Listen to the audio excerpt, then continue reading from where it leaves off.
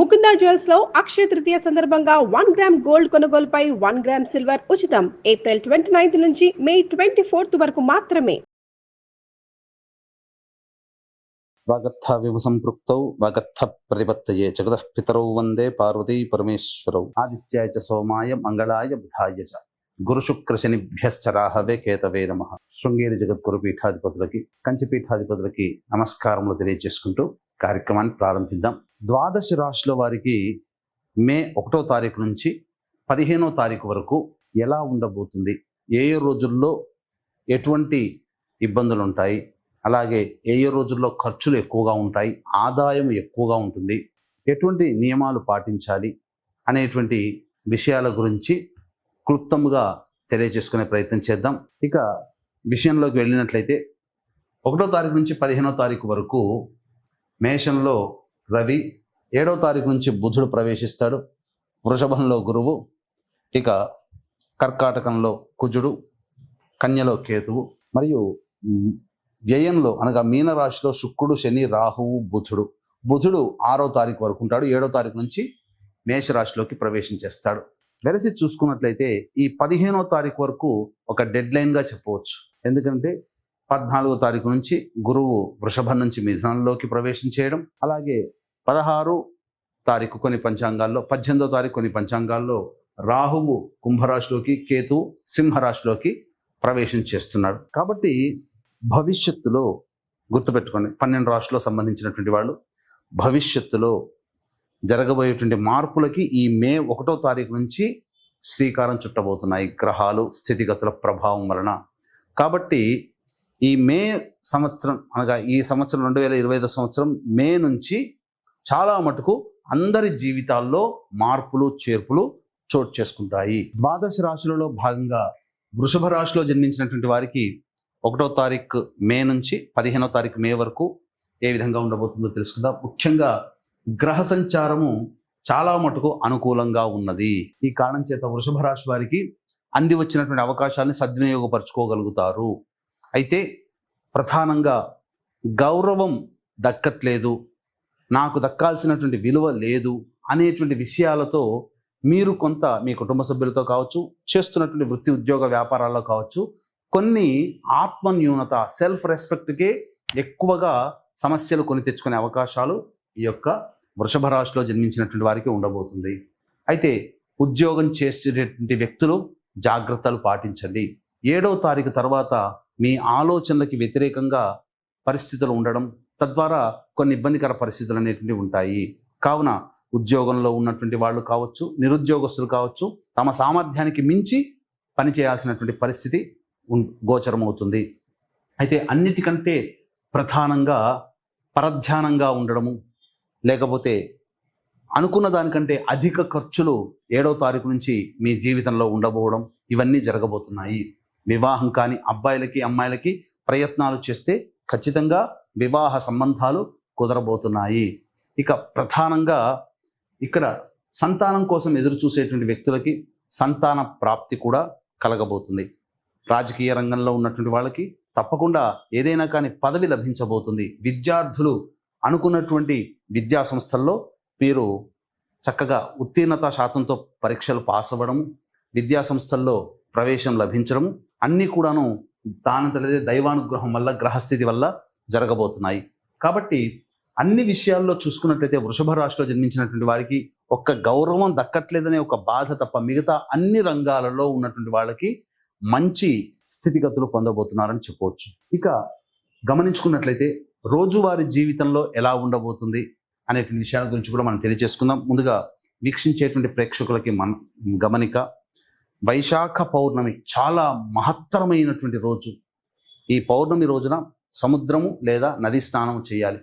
దీన్ని పురస్కరించుకొని జాతకరీత్యా కలుగు మీ జీవితంలో ఏ సమస్యలు ఉన్నప్పటికీ కూడా అవి ఒక పట్టాన తొలగిలేకపోవడము, ప్రతి పనులలో అపజయాలు పొందుతుండడము, జీవితంలో ఎన్ని ప్రయత్నాలు చేసినా ఆ ప్రయత్నంలో మీరు విజయాన్ని పొందలేకపోవడము, జీవితం ఇంతేనా, ఇంకా మన జీవితం ఇంకా ఏ రకంగా ముందుకు సాగట్లేదు ఎందుకు అనేటువంటి విషయాల్లో కనుక చూసుకున్నట్లయితే జాతకాన్ని పరిశీలిస్తే ఆ వ్యక్తి 5 రకాల శాప ప్రభావాలతో సతమతం అవుతుంటాడు. అది స్త్రీ శాపము, గురు శాపము, పితృశాపము, సర్పశాపము, దైవశాపం. కాబట్టి ఇటువంటి 5 రకాల శాప ప్రభావం ఉన్నప్పుడు మీరు ఎన్ని పూజలు చేసినా, ఎన్ని ప్రయత్నాలు చేసినా, ప్రతి ప్రయత్నంలో కూడా అన్నీ అవుతున్నట్టే అనిపిస్తుంటాయి, వెనక్కి వెళ్ళిపోతుంటాయి. తండ్రి వైపు 6 తరాలు, తల్లి వైపు 3 తరాలలో ఏవైనా దుర్మరణాలున్నా ఈ యొక్క శాప ప్రభావాల వలన మనల్ని అపజయం పాలవుతుంటాం. కాబట్టి దీన్ని దృష్టిలో పెట్టుకునే ఈ యొక్క శాప నివృత్తి కోసమై 12వ తారీఖు రోజున ఈ పంచశాప నివృత్తి పూజలు, హోమాలు అనేటువంటి చేయించడం జరుగుతుంది. అవకాశం ఉన్న వాళ్ళు 10వ తారీఖు లోపల ఈ కార్యక్రమం నమోదు చేసుకోవచ్చు. అయితే ప్రత్యేకంగా గమనించాల్సిన అంశం ఏంటంటే, నక్షత్ర జనన దోషానికి సంబంధించి మాత్రమే కొన్ని చెడు నక్షత్రాలు ఉన్నాయి. కానీ వ్యాపారాత్మక ధోరణి, నయవంచన చేసే విధానంతో ఉన్న 27 నక్షత్రాల్లో 19 నక్షత్రాల్లో పుడితేనే ఈ యొక్క శాపాలు అనేటువంటివి ఉంటున్నాయని చెప్పి ఒక అబద్ధపు ప్రచారము జరుగుతుంది ఇప్పుడు. అంతకు మించి నయవంచన ఎలా ఉంటుందంటే, ఈ పంచశాప నివృత్తికి జరగాల్సినటువంటి పూజా విధానం 3 గంటల నుంచి 4 గంటల వరకు ఉండాల్సింది ఇలా గుంపులుగా తీసుకుని వెళ్ళి కేవలం గంటంబావుల్లో తూతూ మంత్రముగా, అసలు శశాస్త్రీయముగా చేయించకుండా ధనార్జనే ధ్యేయంగా ఇవన్నీ చేయిస్తున్నారు. కాబట్టి అటువంటి వారి బారిన పోయి మోసపోకండి, నిలదీయండి. గంటలో ఎందుకు చేయించారు, 3 నుంచి 4 గంటలు జరగాల్సిన కార్యక్రమాన్ని ఎందుకు ఇట్లా చేయిస్తున్నారు అని చెప్పి నిలదీయండి. ఈ విధంగా మన పీఠంలో అయితే 2013 నుంచి ఇటువంటి పంచశాప నివృత్తికి నిజాయితీగా శాస్త్ర ప్రమాణాన్ని అనుసరించి కార్యక్రమాలు చేయిస్తున్నాం. అవకాశం ఉన్నవాళ్ళు 10వ తారీఖు లోపల నమోదు చేసుకోండి. కానీ మోసపోవడం మాత్రం జరగకూడదు. చేసుకోకపోయినా పర్వాలేదు, కానీ మోసపోయారు అని అంటే అది మీకు సంబంధించినటువంటి, మిమ్మల్ని మోసం చేయగలిగారు అని చెప్పవచ్చు. ఇక గమనించుకున్నట్లయితే ఈ రాశిలో, వృషభ రాశిలో జన్మించినటువంటి మహిళలకి అత్యద్భుతమైనటువంటి అవకాశాలు అనేటువంటి గోచరమవుతాయి. అయితే ఇంట్లో కంటే ఎక్కువగా బయట ఉండాల్సినటువంటి పరిస్థితి గోచరమవుతుంది. ఇంట్లో తక్కువ సమయం, బయట ఎక్కువ సమయం. ఇక ప్రధానంగా మీకు గౌరవ మర్యాదలకి ఎటువంటి లోటు లేదు. అలాగే ధనార్జన కూడా అన్ని రంగాలలో ఉన్నటువంటి మహిళలకి చాలా చక్కగా ఉండబోతుంది. అన్ని విధాలుగా సహాయ సహకారాలు పొందుతారు. సంతానం కోసం మీరు ఎదురు చూసేటువంటి వాళ్ళకి మంచి వార్త వింటారని చెప్పవచ్చు. వివాహం కాని అమ్మాయిలకి తప్పకుండా వివాహాలు జరిగి తీరుతాయి. కాకపోతే శారీరక శ్రమ, మానసిక ఒత్తిడి అధికంగా ఉండబోతుంది. కాబట్టి తగు చర్యలు తీసుకుంటూ మీరు కంఫర్టబుల్ లైఫ్ని లీడ్ చేసేందుకు మీరు ఆలోచన చేసుకోండి. తద్వారా కొంతవరకు కొన్ని ఇబ్బందుల నుంచి మీరు బయటపడతారని చెప్పవచ్చు. మొహమాటం మాత్రం ఉండకండి. ఇక మనం గమనించుకున్నట్లయితే 1వ తారీఖు నుంచి 15వ తారీఖు వరకు రోజువారీ జీవితం ఎలా ఉండబోతుంది. 1, 2, 3 తారీఖుల్లో కుటుంబ సభ్యులతో వాగ్వివాదాలు కానీ, మానసిక ప్రశాంతత కోల్పోవడం కానీ, లేకపోతే ధనము ఖర్చులు అధికంగా ఉండడం కానీ జరగబోతున్నాయి. ఇది గమనించుకోండి. ఇక 4, 5 తారీఖుల్లో నూతన వ్యక్తులు పరిచయం అవుతారు. రావాల్సినటువంటి ఆదాయం చక్కగా, రాని బాకీలు వసూలవుతాయి. ధనాదాయం చక్కగా ఉంటుంది. అవసరాలకి, ఖర్చులకి మించిన ఆదాయం లభించడం ద్వారా ఆనందంగా ఈ 4, 5 తారీఖుల్లో మీరు ఉంటారని చెప్పవచ్చు.